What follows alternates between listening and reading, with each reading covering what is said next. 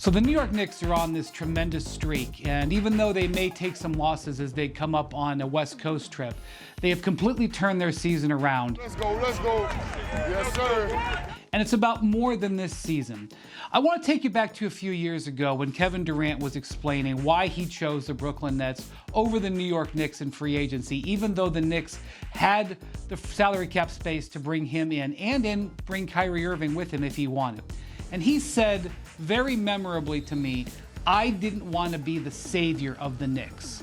And so that's where I think things have dramatically shifted from where the Knicks were a few years ago to the next couple of off seasons, when I suspect we're going to have a completely different mindset among star players who may be trying to pick a new team, where the Knicks come up as an option.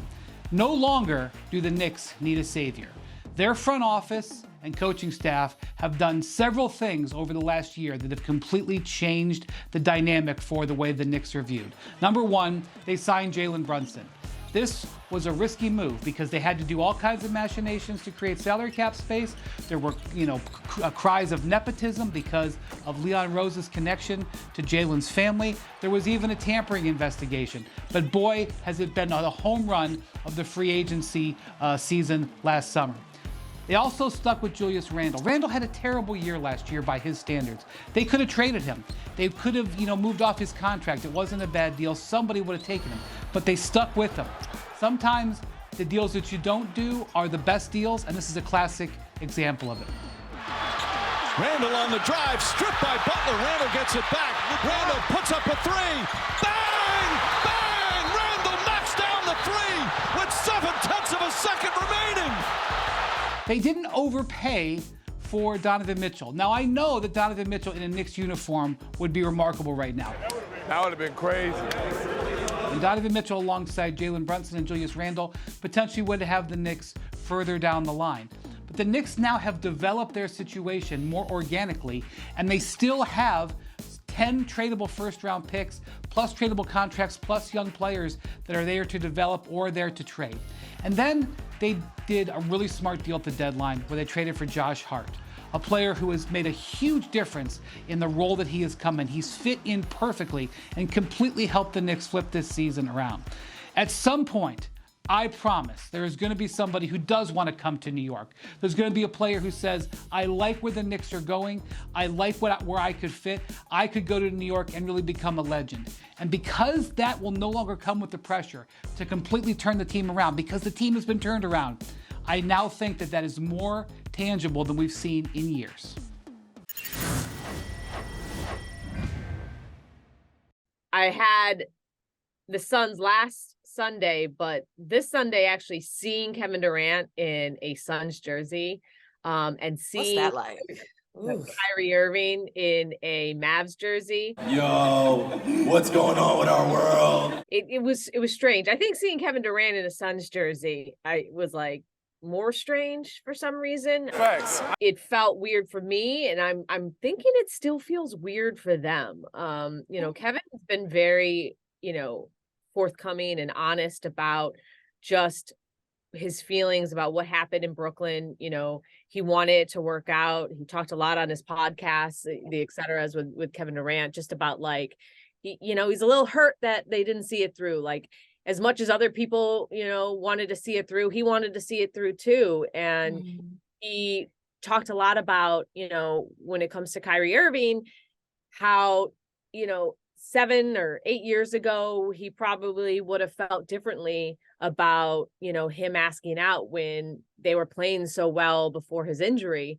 But given everything he's gone through, given all the changes that he's made for his own career, he said, I know we're all our own entities. Those are the words that he used. So he goes, so I can't hold it against Kyrie for taking care of him and his family, but I'd be lying if I said it didn't hurt or it wasn't something I was disappointed about. So it was interesting because given that whole backstory of just that feeling, that awkwardness, I obviously was paying close attention to how they were going to interact before the game and during the game and after the game, and they didn't interact really at all. So I think, he said they're going to at some point down the line sit down and have a conversation with each other. But Yeah.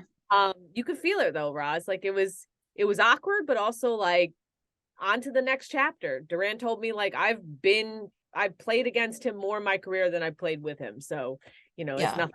I get emotional to talk about him because that was a special 4 years in my career. I'm excited for a healthy and getting healthier Kevin Durant in this new chapter in Phoenix. It feels like a healthier situation, a happier, more positive, warmer space for him to be in, and for him to really just get back to the craft of basketball, which, you know, it's very clear, like that's his true love. You know, he's a real student of the game, a real savant of it.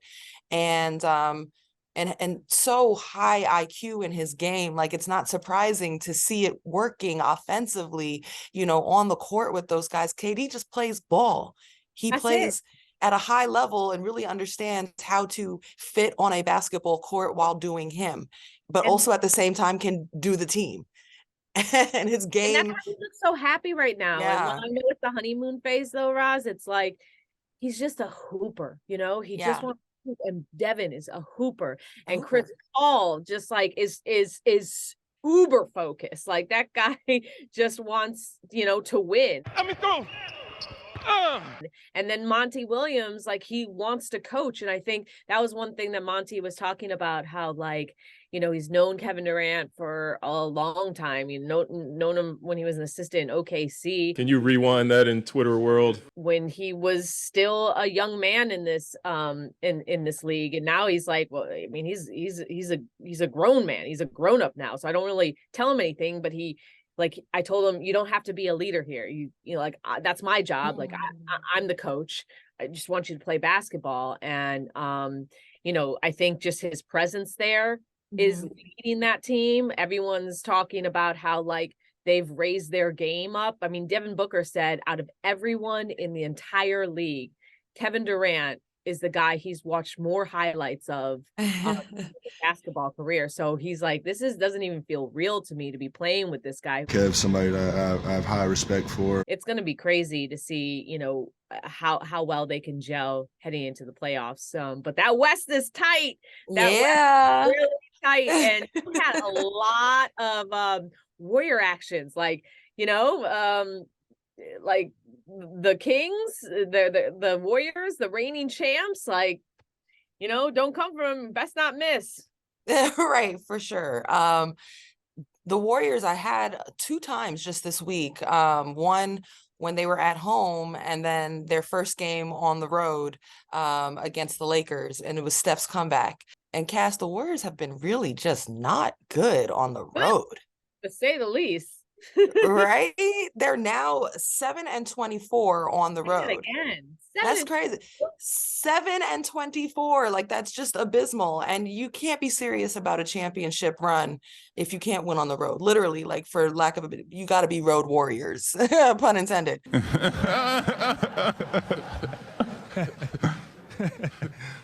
They come into Staples Center. I'm sorry. They come into Crypto.com Arena. And you can feel the anticipation. Like, first of all, it's star-studded. It's a matinee game. You got Denzel in the building. You got Jennifer Gardner. You got so-and-so here. This person. All these different celebrities courtside. As Steph comes out on the court, there's everybody's standing in the stands taping. And I was like, oh, wow, that's right. Steph is back. And then when he came out to warm up, all these fans come down to the lower levels, and it was like just a crowd around the Warriors side of the court to watch him warm up. And then when he finished, he got an applause, which we've seen this happen for Steph before, but you could see that there was this just appreciation to have him back, because he's been out with the lower leg injury since the 4th. And that could have been a really important win for the Warriors to reestablish themselves on the road, you know, and against the Lakers team without LeBron James. And that could have been a nice way to come off of that 5-0 homestand and show that, you know, there was carryover. I don't even know what seed they're going to be. That's the situation. Yeah, actually, not in the West. Like, you know, like the Mavs, they dropped down like a couple seeds with their loss to the Suns, and it was their first time losing to the Suns this year. And you know, that's after beating the 76ers. It's just like it is tight while all of these teams who are in prime positions for the playoffs are having to like figure out who they are with only like 20 games to go. Yeah, and everyone's in the same situation. So, there is this feeling in the West that like you could get a 1 seed, and who knows, maybe you're playing the defending champs, coming in. So that could be wild. Klay Thompson just came off of averaging 27 points per game in the month of January. That's the highest of his career of any month. Like Klay back. And I think a part of that is he had to play his way into shape. Like he doesn't like to talk about vintage Klay or his old self. He's like, let that go because his game is evolving right now. And part of that is he's defending more on forward positions. And he's focusing more on like having a complete game, like rebounding. Look at his rebounding totals being up. He wants to bring physicality on defense. He's trying to be a playmaker. Sometimes they get on Klay because he sure is a shooter, but he's looking to pass too. And so I think like there's an evolution of Klay on top of him playing his way into shape, and he's in a good mindset to be a great teammate and what the Warriors need right now. So like he's on one, and that's exciting to see, like coming back from 2 injuries that could have changed his entire career.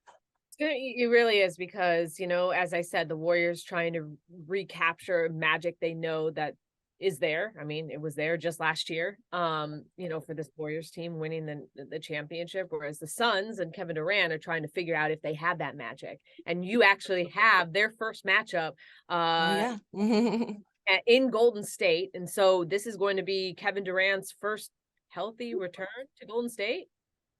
Yeah, in all the other matchups, like either there were no fans because of the pandemic or KD wasn't healthy. So interestingly enough, it won't be him as a Nets player. It'll be him as a Suns player. But I believe it's March 13th. KD will be coming back to Chase Center, and God willing, health willing, they're going to give him the announcement in front of fans, the championship, the welcome back, and I hopefully the respectful applause that he absolutely deserves. He put in great time with the Warriors and should be remembered as such. Yeah. Man, Kevin Durant is a Phoenix Sun. I still can't get over it. And I saw it with my own 2 eyes. So it's going to be an exciting finish to this regular season into what should be just a proof. I don't even know how to describe the battle that's going to happen specifically in that tight West, but we will be there front and center to see it all play out.